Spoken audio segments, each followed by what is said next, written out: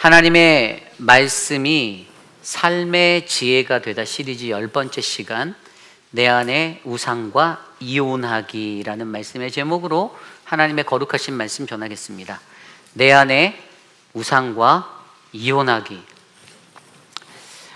여러분, 하나님을 믿는 거룩한 백성으로서 신앙생활을 할 때 우리에게 가장 중요한 한 가지는 하나님께로 더 가까이의 삶입니다.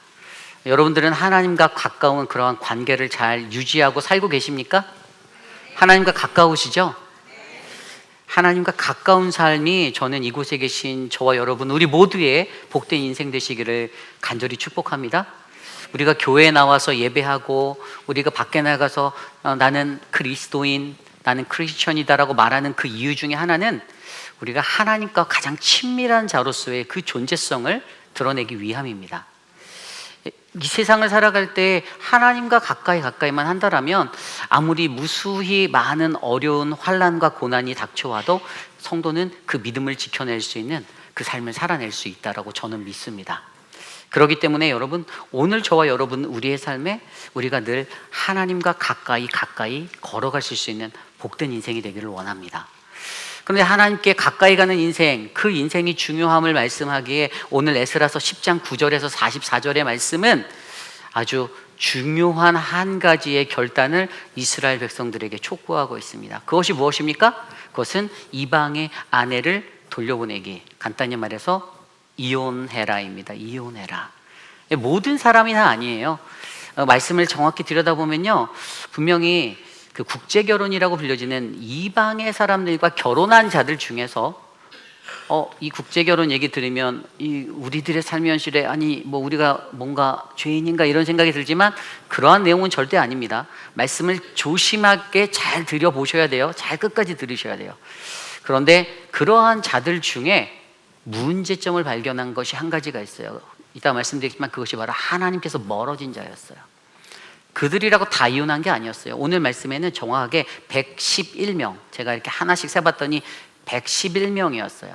근데 그 중에는 제사장이 17명, 레위인이 10명, 일반인이 84명이 있었습니다. 그러니까 이거보다 더 많은 그 국제 가정이 있었는데, 근데 그들 중에서 하나님께로 멀어진 자, 그들에게 결단을 촉구하는 거예요. 원인은 하나였어요. 하나님께로 멀어졌다. 그래서 하나님께로 멀어져서 종교 혼합주의로 그 아내의 신도 섬기고 내가 믿는 하나님도 섬기고, 하나님이 우리에게 원하셨던 유일신의 신앙이 무너진 예배의 자리에 문제가 생겨있는 그 자리에 하나님이 그들에게 결단을 촉구하는 바로 이혼을 명령하고 있습니다. 우리가 앞서서 말씀을 들여다보았지만 오늘 말씀까지 오기까지 에스라가 어떠한 모습으로 나아갔나요? 회개 기도를 드렸잖아요. 전심으로 진실하고 진정한 회개 기도. 어떤 거였어요? 그 통혼이라는 것들 때문에 지금 예루살렘 성전으로 포로기의 모든 시간 70년의 그 포로기, 거기에서 70, 80년을 더 살아서 총 150년 이상의 시간을 살다가 2차 귀환을 했던 그 사람들의 그 삶의 자리에 들어와 보니 여전히 그곳에서 통혼이 넘쳐나서 문제가 되고 있었는데, 그 문제의 결과는 하나님을 떠남이어서 결국에 에스라가 가장 먼저 기도하기 시작했어요. 진정한 회개는 이 문제를 발견했을 때, 통혼이라는 내가 하나님으로부터 떠나 있다라는 그 문제를 발견했을 때 그것에 대한 회개로 시작이 되어져요. 그리고 두 번째가 뭐였죠? 그 죄를 너 때문이야 라고 말하지 않았어요. 에스라가 통혼하지 않았습니다. 에스라는 상관이 없었어요. 근데 그 땅에서 통혼하고 있었던 그들의 죄를 우리의 죄라는 공동체 의식으로 인식하고 내가 문제다라는 나의 문제입니다로 기도했더니 이게 진정한 회개가 되었다라는 거예요. 그리고 마지막으로 뭐였습니까? 그것에 대한 결과, 처분은 오직 하나님께 맡기겠습니다. 주님, 내가 당신의 처분을 기다립니다. 나는 당신 앞에 설 명분이 없어요. 나는 너무나도 면목이 없습니다. 주님, 그 기도 기억나시죠? 그렇게 기도를 했었습니다. 그러면서 그 기도 앞에서 성전 앞에 엎드려 기도했더니 진정한 회개 기도가 어떻게 진정한 에스라의 그 회개 운동의 무브먼트로 일어났냐? 많은 사람들이 어른부터 아이까지 큰 무리가 에스라를 둘러싸고 그와 함께 기도했습니다. 그럴 때 어제 말씀에서 스가냐라는 한 사람이 어떻게 했어요? 그의 엎드려서 회개하고 있는 그의 어깨를 팔을 잡아 일으켜 세워주면서 일어나세요. 당신의 할 일을 하세요. 우리가 돕겠습니다. 진정한 동역자를 보여주셨고 보내주셔서 다시 새 힘을 입고 당신이 결단한 그것을 흔들리지 마세요. 선포하세요. 그래서 그가 마지막에 선포했던 말씀이 어제 10장 8절의 말씀, 누구든지 방백들과 장로들의 훈시를 따라 3일 내에 예루살렘에 오지 아니하면 그의 재산을 정몰하고 사로잡혔던 자의 모임에서 쫓아내리라라는 선포를 하게 되었습니다.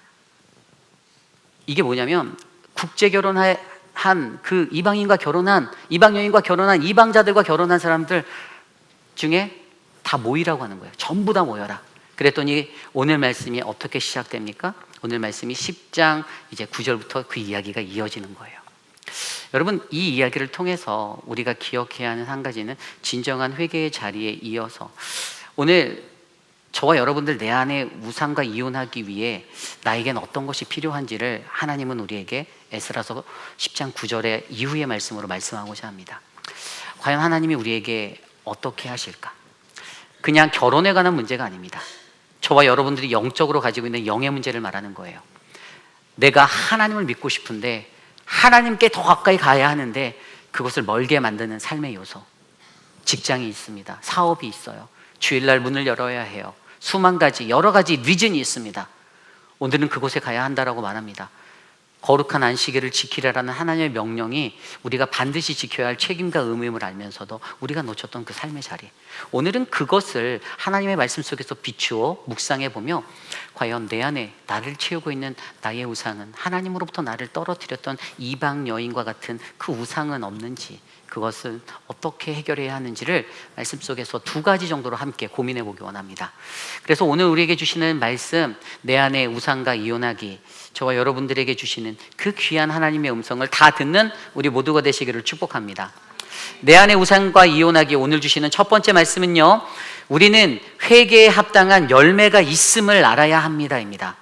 우리는 회개에 합당한 열매가 있음을 알아야 한다. 앞선 말씀 제가 설명드렸던 대로 에스라의 그 진정성 있는 진실한 회개는 정말 또 다른 이들의 마음을 감동시켜 함께 기도하고 함께 회개하는 기도의 회개의 향연으로 일으켰던 에스라의 회개 운동의 그러한 모습이었어요. 그런데 그 기도가 앞서 말씀드린 세 가지 있었잖아요. 하나님을 떠난 자가 가졌던 통혼에 관한 회개를 드려야 되고, 그리고 공동체의 죄를 나의 죄로 보고 우리의 죄로 보고 기도해야 하는 것, 그리고 나서 그 결과는 하나님의 처분에 따라 주님의 손에 맡겨드리는 그 신실한 기도가 진짜 회개인데, 거기에 진실된 회개가 완성되기 위해서 한 가지가 더 붙는데 그게 바로 오늘 말씀에 나와 있습니다. 9절 말씀부터 11절까지인데요. 9절을 먼저 볼까요? 유다와 베냐민 모든 사람들이 3일 내에 예루살렘에 모이니 때는 9째 달 20일이라 무리가 하나님의 성전 앞 광장에 앉아서 이 일과 큰 비 때문에 떨고 있더니, 오늘 말씀은 유다와 베냐민 모든 사람들이 3일 내에 그의 명대로 3일 안에 예루살렘에 다 모였다라고 합니다. 그런데 유다와 베냐민 지파 중에서 있는 사람 중에 이제 통혼한 사람들의 가정들을 가려내고, 또 그들 중에서도 하나님을 떠난 자들을 가려내는 일들을 하려고 하는 이 선포에 모인 거예요. 그런데 유다와 베냐민 하면 남유다, 지금 그들이 거주하고 있는 예루살렘의 메인 지파예요. 그렇죠? 나머지 북이스라엘의 10개 지파는 북이스라엘 지역에 살았어요. 좀 더 정확히 보자면 유다와 베냐민, 그리고 여기에다 플러스로 레위 지파가 있겠죠. 제사장들이 있었을 거예요. 그런데 그 모든 사람들, 결국에 유다와 베냐민이라고 포용한 이것은 남유다에 있는 거의 모든 사람들이 다 모였다라는 것을 설명해 주고 있는 거예요. 에스라가 굳은 결심으로 격려자, 동역자 힘을 얻어 선포했던 그 명령 앞에 사람들이 순종하고 앞으로 나왔습니다. 그런데 그때 그들의 마음의 형편은 어떠하였을까요? 오늘 그 마음의 형편을 그들은 무리가 하나님 성전 앞 광장에 앉아서 이 일과 큰 비 때문에 떨고 있더니 라고 설명하고 있어요. 말씀에서 이 일은 무엇입니까? 앞서서 말했던 하나님의 율법을 어기고 이방 여인과 결혼했던 통혼을 한 자들, 그리고 그에 따라 징벌을 받을 거라는 그 말씀이, 어제 그 마지막 구절의 말씀이 마음속에 사무쳐서 거기에서 기다리면서도 초조한 거예요. 아, 무슨 일이 일어날까? 에즈라와 이 사람들이 지도자가 오면 우리에게 뭐라고 말할까 무서웠던 거예요. 그것이 무서웠고, 또 큰 비가, 이때가 아마 우기였던 것 같아요. 보니까 이게 지금 아홉째 달이니까 9월 달 중순이잖아요. 이제 우기에 접어드는 그 시점에 큰 폭우가 팔레스틴 지역에 쏟아지는 이런 일이 빈번한데 엄청난 비가 쏟아지는 거예요. 근데 성경에서 이 비는 어떤 것을 이야기하냐, 우리가 잘 알고 있는 사무엘상 12장을 들여다보면 이 비는요, 하나님의 진노의 표현이에요. 유대인들은 성경적으로 이것을 그렇게 이해했어요.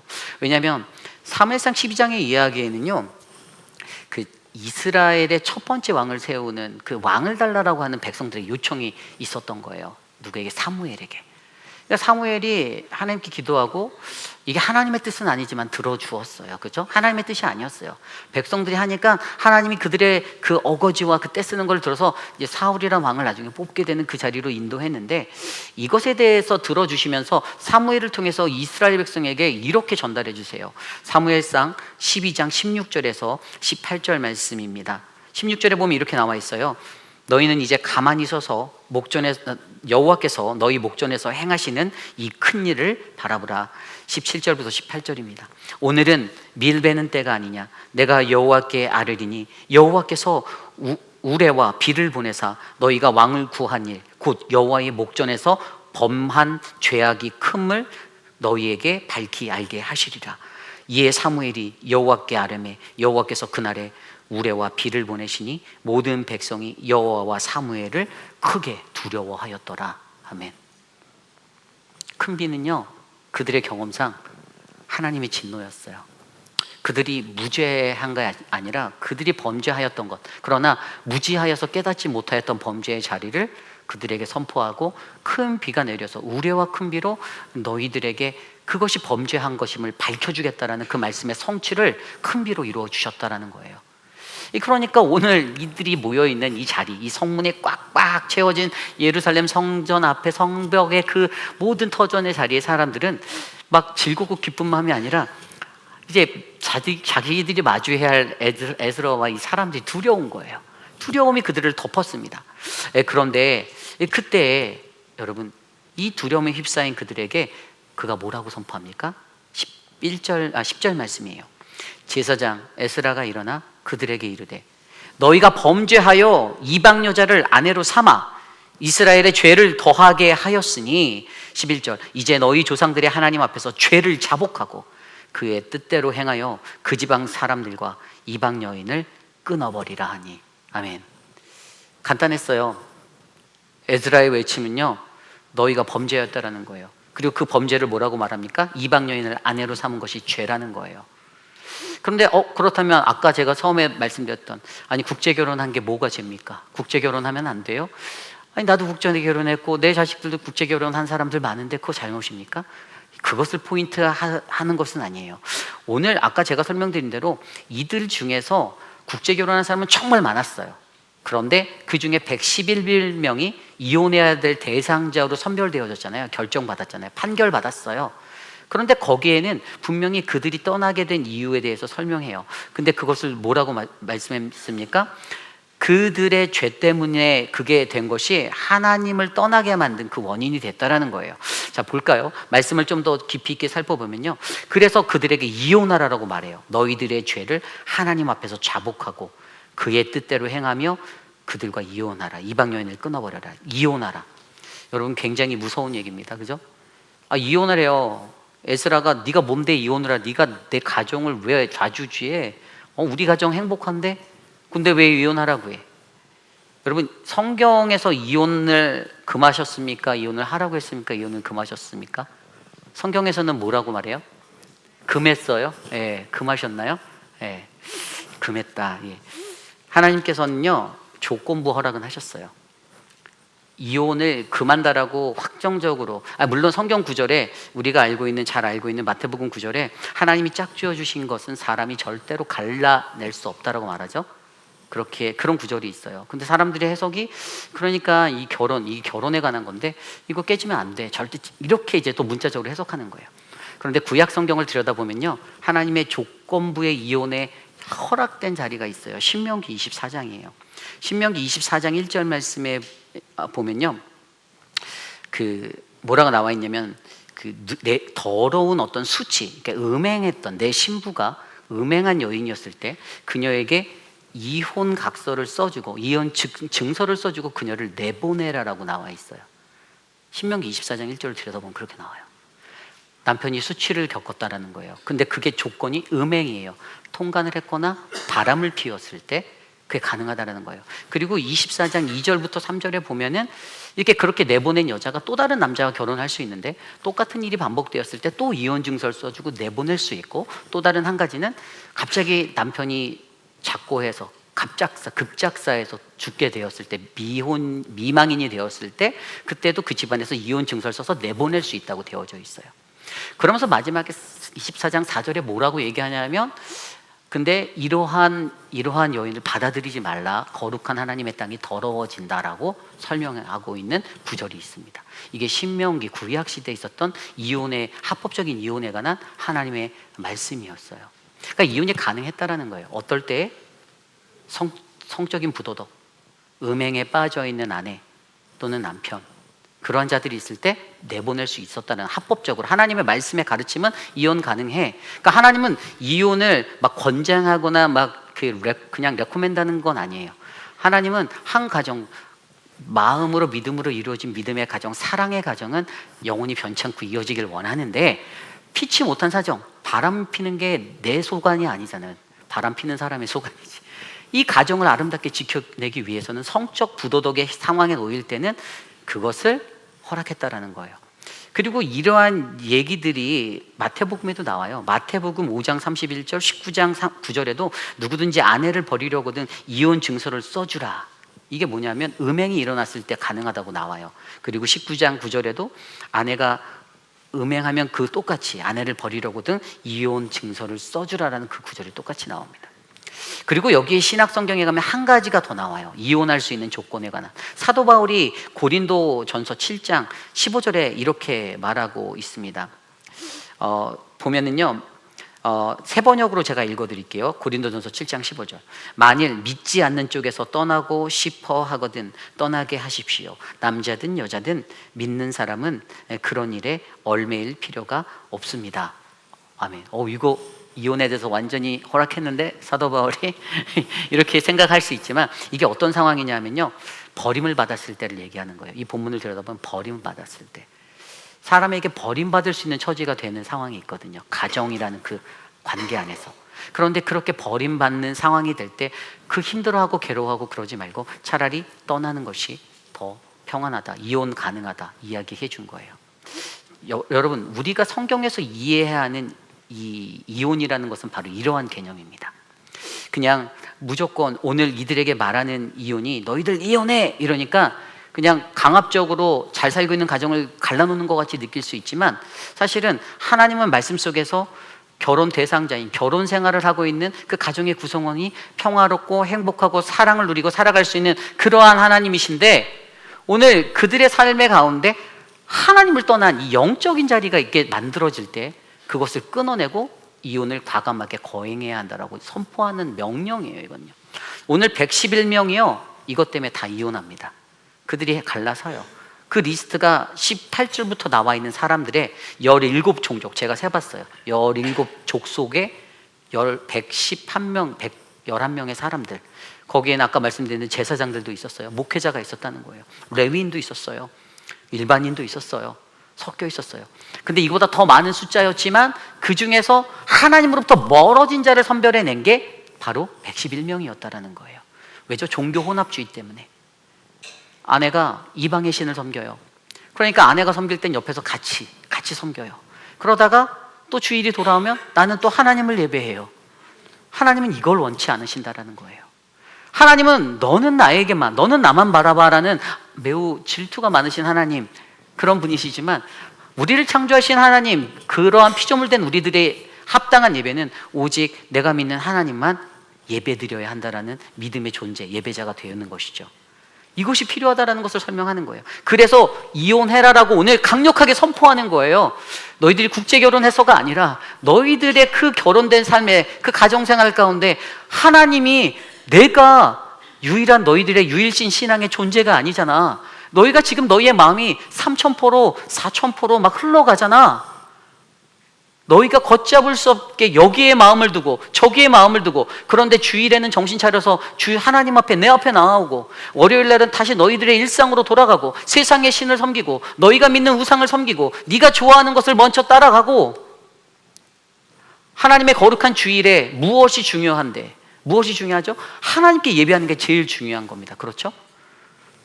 하나님의 섬기는 주일에 마라톤을 가고 골프를 가고 낚시를 가는 것보다 더 중요한 건 하나님 앞에 예배 가는 거예요. 이게 통혼이에요. 이게 통혼. 근데 이게 흐려지는 세대가 요즘 세대인 거예요. 무엇이 중요한 것인지를 놓치게 만드는 그 자리, 그 결혼 생활, 그 자리, 신앙의 생활의 자리. 하나님이 우리에게 원하시는 것은 무엇입니까? 그것을 회개하라는 거예요. 이혼하라는 거예요. 그런데 여기서 우리가 한 가지 더 주목해 볼 게 있어요. 도대체 그렇다면 이것을 어떻게 해야 하는가? 그냥 회개하면 되는가? 그런데 그냥 우리가 겉으로 형식적으로 드려지는 회개는 다가 아닌 거예요. 에스라가 보여줬던 그 합당한 진정한 회개가 아까 말씀드린 그 회개인데, 거기에 한 가지 더 깊이 있는 회개가 얹혀지는데 마태복음 3장 8절이에요. 그러므로 회개에 합당한 열매를 맺고, 누가복음 3장 8절에도 동일한 구절이 나와요. 그러므로 회개에 합당한 열매를 맺고. 그렇게 회개를 하면 회개에는 합당한 열매가 필요하다는 것을 느끼게 만들죠. 좀 더 이것을 성경적으로 분석해 드릴게요. 그러면 여기서 합당한이란 단어는 헬라어 악시오스, 이 단어는 가치 있는, 공정한, 분량이 같은 분량인 이런 의미예요.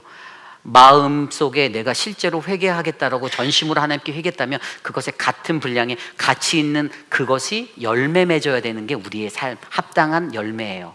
회개를 진짜 제대로 한 사람은 뭐냐? 다른 말로 해서 열매는 헬라어로 카르포스, 이 단어는요 행동의 결과로 나타나는 그러한 산물, 결과예요. 결국에 우리들이 진짜 회개했다라면 삶이 어떻게 해요? 가치 있는 삶으로 바뀌어야 된다는 거예요. 그 삶이 정말 가치 있고 공정한 삶의 모습으로 변화되어야 한다는 거예요. 하나님의 말씀의 삶으로 이어지는 행동과 삶이 드러나야 그게 진짜 회개했다라고 믿는 거예요. 사고를 치고 나서 그냥 하나님 앞에 나와서 눈 감고 한번, 하나님 제가 이런 사고를 쳤는데 아주 죄송합니다. 하나님이 이제 용서했다고 선언하고 다니면 그건 잘못된 회개인 거예요. 다시 그 죄를 지면 안 돼요. 정말이에요. 굉장히 중요한 겁니다. 합당한 열매. 근데 이 합당한 열매라는 이 열매, 헬라어 카르포스가 두 가지 의미가 있는데, 아까 말씀드린 대로 행의 결과잖아요. 한편으로 보면 이것은 대가의 의미예요. 여러분, 회개에는 반드시 대가가 있습니다. 믿으십니까? 저는 대가가 있다고 믿어요. 다윗을 볼까요? 밧세바를 간음했어요. 나단 선지자가 와서 지적했어요. 깨달았어요. 잘못했구나. 통회하는 마음으로 옷을 찢고 슬퍼하며 애통하는 마음으로 기도했습니다. 뭐라고 기도했죠? 그 생명, 어린아이 살려달라고. 나를 벌하시되 살려주세요. 하나님이 살려주지 않았어요. 그 아이의 생명도 거두어 갔습니다. 그런데 그것의 결과로 어떻게 되었나요? 거기서 끝이었나요? 아니에요. 그 후에 그가 지었던 또 다른 죄 가운데서도 그가 회개할 때마다 하나님은 그가 결국에는 하나님의 성전을 짓고자 하는 아주 좋고 선한 열망과 열정을 가졌지만 그것을 너의 죄 때문에 그 대가로 너는 할 수 없다라고 말씀하셨어요. 여러분, 죄의 대가는 반드시, 이 합당한 열매라는 단어가 대가라는 미닝도 있는 거예요. 합당한 대가를 우리가 짊어져야 된다라는 거예요. 반드시 있다라는 거예요. 그리고 그 대가가 치러졌을 때 어떻게 해요? 우리는 열매 맺는 삶이 될 수 있는 거예요. 대가도 치르지 않고 그냥 주문을 내듯이 형식적으로 하나님께 나의 죄를 용서해 주세요 하나님, 이게 끝이 아니고 삶이 변화되어서 열매 맺는 삶으로 가야 이것이 진정한 변화의 삶이 될 수 있다는 거예요. 여러분, 바울도 마찬가지죠. 사도 바울도 그랬어요. 예수를 믿는, 예수를 추종하는 사람들을 쫓는 추노와 같은 사람이 헌터였어요. 예수 믿는 사람 눈을 부리키고 찾았어요. 걸려라, 내가 너를 감옥에 보내겠다. 근데 결국에 그가 다메섹 도상에서 전인격적으로 예수님을 만났을 때 그에게 주어졌던 대가는 뭐였죠? 눈이 멀어짐이었어요. 그 눈에 가시와도 같은 것이 눈이 밝아졌어도 평생을 갔어요. 그런데 그가 삶이 어떻게 변했나요? 변했어요. 예수님의 믿는 사람들을 쫓아내고 죽이려 하던 그 살기가 가득했던 그 인생이 그 예수를 전하고 예수 때문에 고난받고 예수 때문에 핍박받고 예수 때문에 손해보고 예수 때문에 매를 맞고 그 인생으로 바뀌었어요. 변화가 있었어요. 여러분, 이것이 우리가 믿어야 하는 회개에 합당한 열매의 모델이에요. 여러분들의 삶에 진정한 회개가 있다면 회개에 합당한 열매가 있음을 우리는 기억하셔야 합니다. 그런데 내 삶이 변하지 않고 나는 여전히 문제투성이야. 계속 부딪혀. 똑같은 영역에서 1년 전에 겪었던 문제인데 또 겪네. 이거 근데 생각해보니 이거 3년 전에도 2년 전에도 계속 나한테 반복되네. 근데 그 문제가 해결 안 됐다? 뭡니까? 결과는 회개에 합당한 열매를 우리가 맺지 못한 거예요. 그 대가를 치르지 않았고 그 대가로서의 내 삶을 드리지 못하는 거예요. 여러분, 저와 여러분들에게 하나님이 주시는 이 은혜가 저는 끊어지지 않기를 원합니다. 오늘 그들의 삶에 이거를 말해준 거예요. 이방 여인을 끊어버려라, 이혼해라 말하는 게, 야, 저거 제정신 아니구나. 내가 지금 여기서 내 남편 애 낳고 얼마나 살았는데 헤어지래. 큰일이죠. 물리적으로 보면 큰 거예요. 근데 그것 때문에 그들 스스로가 하나님을 떠나게 된 자리는 기억 못하는 거예요. 그 자리에서 회개하고 돌아와 하나님 앞에 다시 서겠다라는 그 의지를 드려야 하는 그 자리가 가물가물해지는 거예요. 그런데 감사하게도 그렇게 이제 사법권의 그 영향 아래 재판받아서 111명이 그 판결을 뵀을 때 그들이 그것들을 결단하기로 또 동의해요. 그런 은혜가 있어요. 여러분, 저는 저와 여러분 우리들의 삶에 하나님께서 주시는 그 말씀 안에서 우리가 이 아름다운 지혜의 삶을 살아나갈 때 내가 여전히 붙들고 있는 나의 우상과 이혼하는 결심을 하시기를 바랍니다.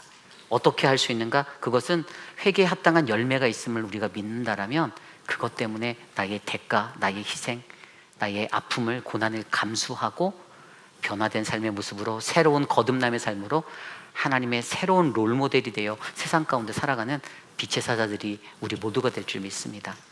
이것이 바로 오늘 말씀의 첫 번째, 내 안의 우상과 이혼하기, 우리는 회개에 합당한 열매가 있음을 알아야 합니다입니다. 오늘 마지막으로 내 안의 우상과 이혼하기 두 번째 말씀은요, 우리는 그럼에도 불구하고 다시 세우시는 하나님이 계심을 기억해야 한다는 것입니다.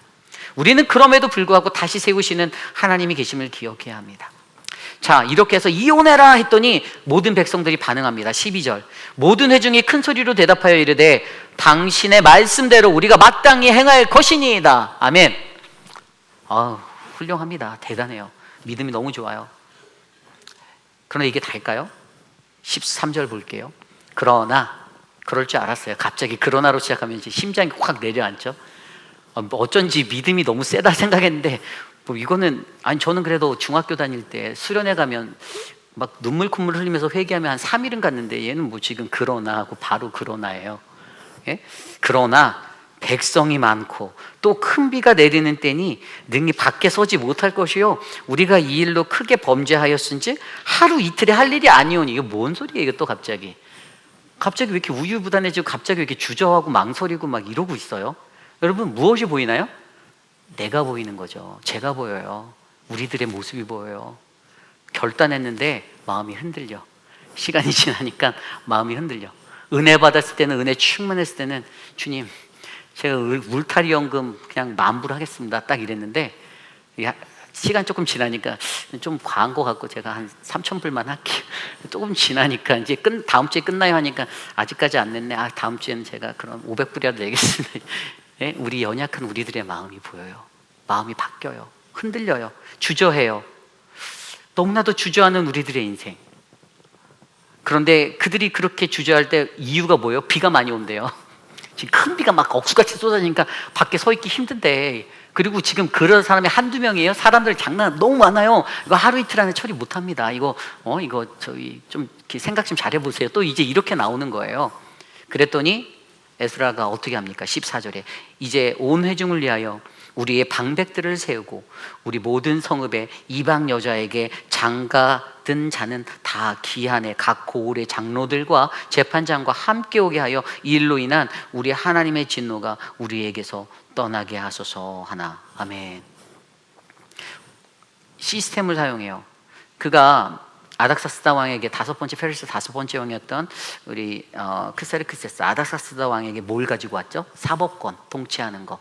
하나님의 법과 왕의 법을 어기는 자를 네가 다 재판해서 네가 처벌할 수 있어. 그 권한을 가지고 시스템을 구축하는 거예요. 이번 프로젝트에 할 조직을 구성해주고 있어요. 놀랍습니다. 하나님이 이것까지 계산해서 그에게 사법권의 영향을 주신 거예요. 하나님의 도우심이 있었어요. 사람들이 그럼에도 불구하고 흔들리는 그 상황 속에서 주저앉고 있는 그 자리, 그럴 줄 아셨던 거예요. 내 그럴 줄 알았다. 그래서 널 위해서 이 사법권을 준비했단다. 시스템을 마련해서, 제도를 마련해서 행정적인 조치로 그 일을 서포트하게 해서 날짜를 정해요. 그 뒤에 보면 아까 나왔잖아요. 그 10월 1일까지. 예? 열째 달 그때 이것이 이제 시작된다라고 그 뒤에 나와요. 17절에 첫째 달 초하루에 이르러 이방 여인을 아내로 맞이한 자의 일을 전수조사하기를 마쳤다. 이 기한을 딱 정해서 완전히 이제 시스템으로 밀고 질서를 잡아 일을 끌고 나가는 거예요. 하나님의 놀라운 기적입니다. 사람의 힘과 사람의 능력이 아니에요. 이것을 미리 하나님은 예비하셨던 거예요. 주저하는 우리들의 마음에, 연약한 우리들의 마음에, 그런데 우리가 기억해야 하는 것은 우리를 도우시는 하나님이 계신다라는 거예요. 인간이 주저하는 거, 아까 제가 이게 저와 여러분이 보여요 했더니 감동이 안 오셔서 반응을 잘 안 하시던데, 그럼 이 이야기를 들으면 감동이 오실 것 같은데, 요나가 있어요. 요나가 하나님이 아수르 땅에 경고하러 가래요. 니느웨로 가래요. 그런데 싫어요. 내가 왜 거기로 가요? 도망갔어요. 다시스로 도망갔어요. 어떻게 됐습니까? 고난을 받습니다. 풍랑을 만나요.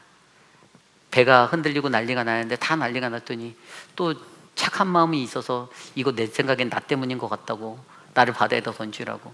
그랬더니 진짜 던지는 거예요. 바닷속에 들어갔는데 큰 물고기가 자기를 삼켜서 3일 동안 그 속에서, 근데 그가 회개에 합당한 기도를 했어요. 그래서 하나님이 다시 그를 구원하셔서 그에게 기회를 주셔서 그를 육지로 토해놓게 만듭니다. 그리고 그가 다시 니느웨로 발걸음을 옮기죠. 회개에 합당한 열매의 대가가 고난으로 그에게 찾아왔을 때 그의 마음이 선한 쪽으로 다시 움직였어요. 그런데 인간의 연약함은 그게 끝이 아니에요. 요나가 어땠을까요? 요나서 들여다보면 후반부에 가면 이제 니느웨에 가서 막 외쳐요. 외치는데 이제 다 외쳤어요. 그래, 하나님 나 시킨 거 다 했어요. 그러면서 언덕 위로 올라가요. 초막을 져요. 니들 어떻게 망하나 내가 보자. 아수르가 왼수였거든요. 자기 민족을 괴롭히고 자기 민족을 끌어갔던 그 나쁜 나라거든. 멸망하게 했던 내 원수 중에 원수니까 나도 너희들의 멸망을 내 두 눈으로 보리라. 하나님께서 박넝쿨의 그 예를 통해서 그에게 말씀하시죠. 하나님이 생명에 컨선하고 계신다는 걸 말씀하세요. 하물며 이 박넝쿨도 이렇게 되는데 하나님은 그 한 영혼 생명을 살리기 위한 하나님이라는 것을 그에게 말씀하여 주셨어요. 모르겠어요. 성경 말씀이 거기서 끝나니 그가 어떠한 결단과 어떤 회심을 했는지는 그 이유에는 모르겠지만 저는 그가 다시 돌이켜서 하나님의 그 회개에 합당한 열매의 삶으로 돌아왔을 거라 믿어요. 우리들의 삶의 모습이 이런 거 아닙니까? 연약하잖아요. 결단했다가도 또 틀어지고 결단했다가도 또 틀어지고. 오늘 우리들의 삶 가운데 저와 여러분들에게 이러한 이야기들을 나누어 주시는 거예요. 어떠한 것이 우리에게 큰 문제입니까? 이방 여인을 맞는 거? 오늘 이방 여인에 관한 이혼을 선포하는 에즈라의 선포가 하나님의 명령처럼 들리지만 사실은 오늘 이 말씀을 듣는 저와 여러분 우리들의 삶 속에서는 하나님으로부터 떠나게 만드는 나로부터 뭐 예배 오늘은 쉬지, 오늘은 김프로하고 골프가 있으니 골프로 가겠어, 필드로 나가겠어, 내가 좋아하는 마라톤이 있는데 내가 이 마라톤을 뛰어야 되는데 주일? 365일 중에 하루 빠진다고 하나님이 나를 지옥으로 보내진 않겠지. 이런 생각들에 작은 것 하나하나. 그런데 하나님이 우리에게 원하시는 것은 너가 섬기는, 너가 맞이한 이방 아니들, 영적으로 너가 그래서 나로부터 멀어졌던, 네가 품었던 두 마음들, 양다리 걸치고 갈 수 있다라고 용납했던 그 삶의 자리, 미안하지만 그거 아니야 라고 우리에게 말씀해 주시는 하나님이십니다. 여러분, 저는요 하나님이 이혼시키는 것이 그들의 가정을 파탄시키려는 목적이 아니었다라고 믿습니다. 하나님의 목적은 너희가 범한 그 죄, 유일하신 하나님의 유일신의 신앙을 떠나서 너희가 세상의 모든 것들을 즐기고 모든 것들과 동행하고 모든 것 속에 하나님께 드려야 할 우선순위를 놓치고 살아가는 그 범죄함을 깨닫게 하시려고 다시 너희들이 가졌던 여호와 하나님의 순수한 신앙의 자리로 돌아와라. 이것을 위해서 하나님은 오늘 가장 하기 힘든 말 이혼해를 에스라를 통해서 하시는 겁니다. 이것에 대한 선택은 저와 여러분 우리의 몫입니다. 그럼에도 불구하고 기억하십시오. 하나님은 다시 세우시는 하나님. 그래서 저와 여러분들 곁에 늘 동행하시는 하나님, 그분이 우리 하나님 되심을 우리가 기억하셨으면 좋겠습니다. 이제 말씀을 정리하고자 합니다. 참 신앙생활 한다라는 게 어렵죠, 그죠? 저도 좀 쉬웠으면 좋겠는데 목사라서 그런 건 아니지만 참 어려운 것 같아요. 그런데 너무나도 감사한 거는 그러한 우리들의 삶 속에서 하나님은 늘 이런 말씀을 통해서 우리가 왜 하나님을 바라보아야 하고 우리가 왜 하나님께 나아가야 하는지를 다시 상기시켜 주시고 말씀해 주시니 너무 감사한 것 같아요. 여러분, 제가 미국에 와서 알게 된 그 패스트푸드 체인점 중에 굉장히 유명한 기업이 하나 있어요. 여러분들이 알 수 있겠는데요. 어딜까요? 네, 맞아요. 치플레예요. 1부에 들으셨죠? 네, 치플레예요. 근데 그 치플레를 창업한 창업자가 그 사무엘 트루엣 케이시라는 사람이에요. 근데 이 사람이 애초에 그것을 시작하면서 어떤 기업이 추구하는 어떤 이윤과 이런 것보다는 하나님이 우리의 주인이 되시고 하나님이 우리의 근간이다라는 이 믿음 아래 이 기업을 일으켰어요. 조지아에 본사가 있고요. 미국의 48개 주에 3,338개인가 체인이 깔려 있어요. 근데 주일날 문을 닫아요. 여러분, 비즈니스 하는데 치폴레 여기도 있어요. 주일날 문 닫는 게 쉽나요? 어려워요. 더 장사 잘 될걸요? 가족들이 주일날 다 밖에 나가고 할 텐데. 근데 문을 닫아요. 근데 그들의 삶이 지금 3대째 이어져요.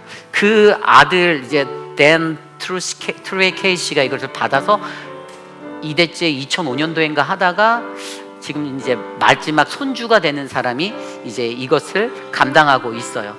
앤드류 트루에 케이시라는 사람이에요. 근데 어쨌든 이러한 역사가 신앙으로서 그 가족의 3대째 흘러서 지금 우리들이 생활하는 미국의 본토에서 일어나고 있는 현상이에요.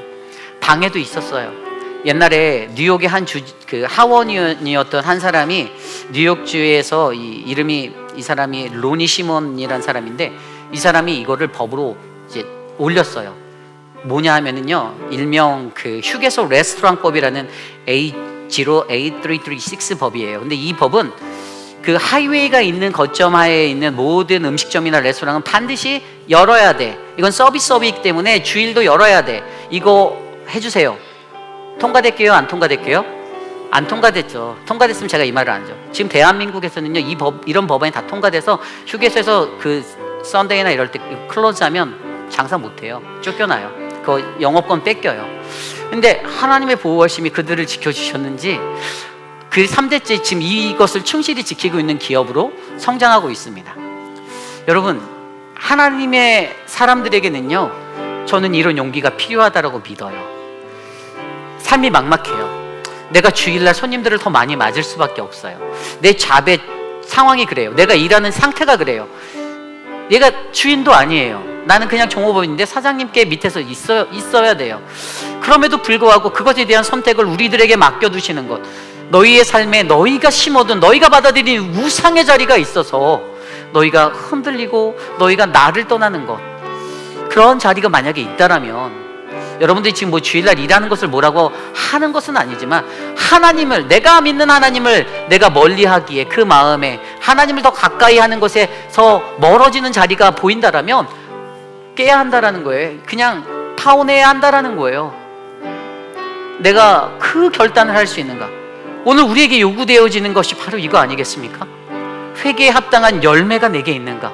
나는 정말로 하나님의 가치 있는 열매가 내 삶에 맺혀야 하는데 내가 이전의 삶을 끊어낼 수 있는 그 가치로 내가 하나님 앞에 그러한 삶의 모습으로 변화되어 나의 회개 기도가 진정으로 내 안에서 워킹되는, 진짜 회개에 합당한 열매 맺는 삶인가를 기억하시고, 그리고 그럼에도 불구하고 나를 끝까지 붙잡아 주시고 인도하시는 하나님이 나와 함께 계심을 기억하셔서, 하나님, 이 험한 세상에서 하나님의 말씀이 나의 삶의 지혜가 되어 내 안에 모든 우상을 깨고 오직 주님만, 오직 하나님만 바라보는 그 인생이 되기를 원합니다.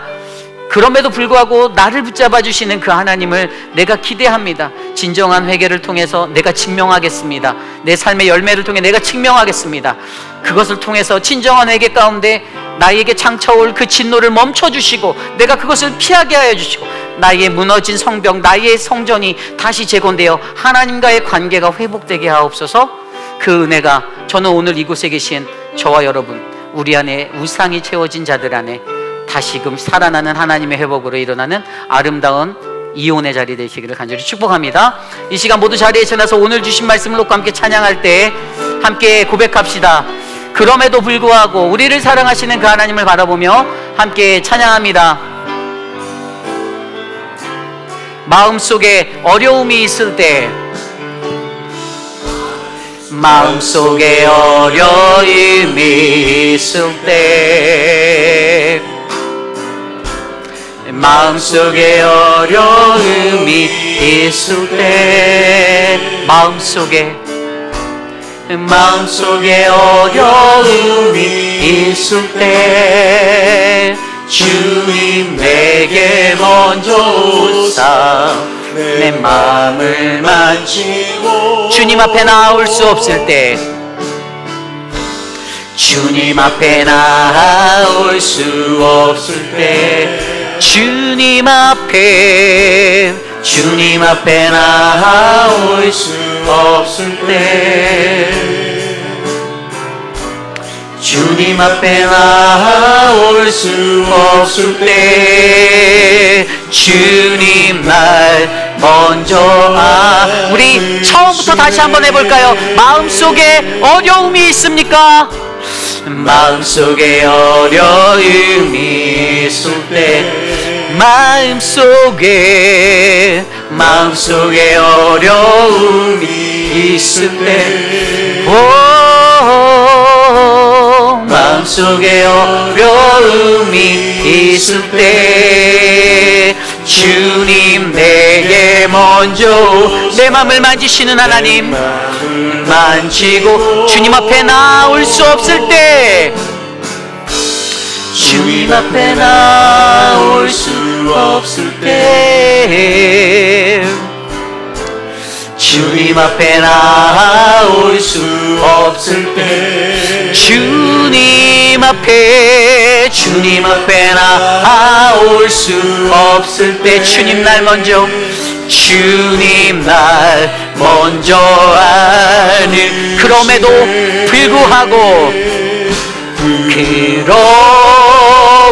불구하고 날 사랑하시는 내 하나님의 사랑은 나의 모든 것, 그럼에도 불구하고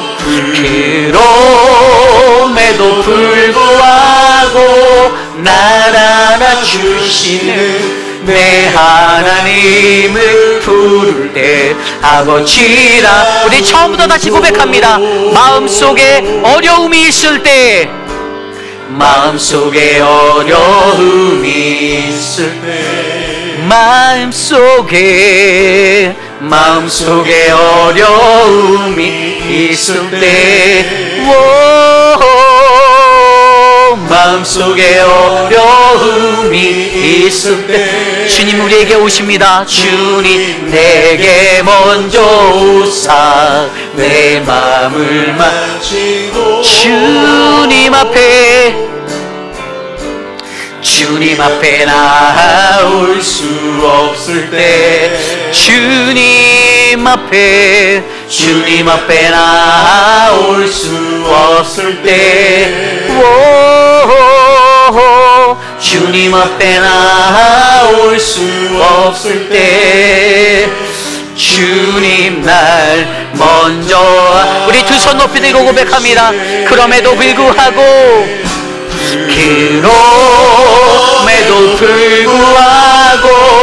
날 사랑하시는 내 하나님의 사랑은 나의 모든 걸 덮고, 그럼에도 불구하고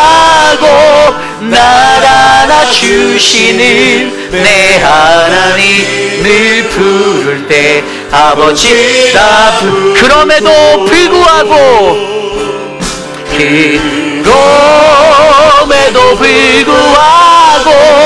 날 사랑하시는 내 하나님의 사랑은 나의 모든 걸 덮고 그럼에도 불구하고 날 안아주시는 내 하나님을 부를 때 아버지. 우리 마지막으로 고백합니다.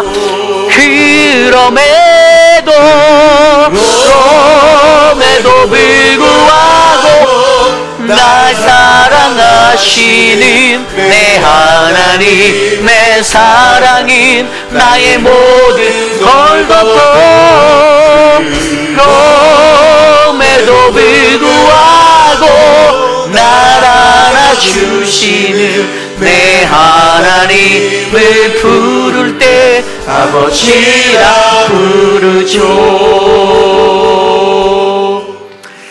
참으로 존귀하신 하나님, 주님의 크신 은혜에 감사드립니다. 하나님, 이 땅을 살아가며 정말 사는 것이 너무 바쁘고 힘들고 분주한 우리들의 삶일지라도 그 속에서 우리가 믿는 유일하신 하나님을 향한 그 신앙을 놓치지 않는 사랑하는 모든 회빛라는 장로교회 백성들이 되기를 간절히 축원합니다. 하나님, 우리들을 긍휼히 여겨주시고 우리들을 그럼에도 불구하고 끝까지 붙잡아 주셔서 하나님, 우리를 유혹하는 세상의 모든 유혹된 것들로부터, 이방의 여인들로부터 떠나 오직 하나님만 바라보고 살아갈 수 있는 믿음의 군사 될 수 있도록 지켜 주시옵소서. 사랑의 하나님, 우리 이주영 성도님의 모든 삶을 아름답게 회복하여 주시는 그 단계에 이르게 하심에 감사합니다. 남겨진 검사와 치료의 과정들 사랑의 하나님의 강건한 팔로 붙들어 주셔서 우리 이주영 성도님이 하나님께 더 많이 예배하고 예전처럼 회복하여 주님만 섬기는 하나님 귀한 일꾼으로 다시 일으켜 주시옵소서. 하나님, 사랑하는 많은 분들 가운데 육신의 연약함 가운데 놓여있는 한 분 한 분을 기억하여 주시고 저들의 모든 삶이 주님과 동행할 수 있는 복된 삶 되도록 붙잡아 주시옵소서. 지금은 우리 구주 예수 그리스도의 무한하신 은혜와 그 크신 하나님의 사랑하심과 성령 하나님의 감화감동 교통하심의 역사가 하나님의 말씀이 우리의 삶의 지혜가 되기를 원하오니 하나님, 내가 여전히 끌어안고 살았던, 내가 망설이고 주저하였던 나의 그 우상의 자리에서 하나님 그 모든 것들과 결별하고 이혼하여 나는 오직 내 하나님 주님만을 섬기겠습니다. 주님만 따라갑니다. 오직 하나님만 바라봅니다라고 고백하는 사랑하는 모든 회빛빛 아닌 장로교회 성도님들, 오늘 이곳에 나와 전심으로 주님께 예배드린 믿음의 권속들 한 사람 한 사람 저들의 머리 위에 지금으로부터 영원토록 함께 하시기를 간절히 축원하옵나이다.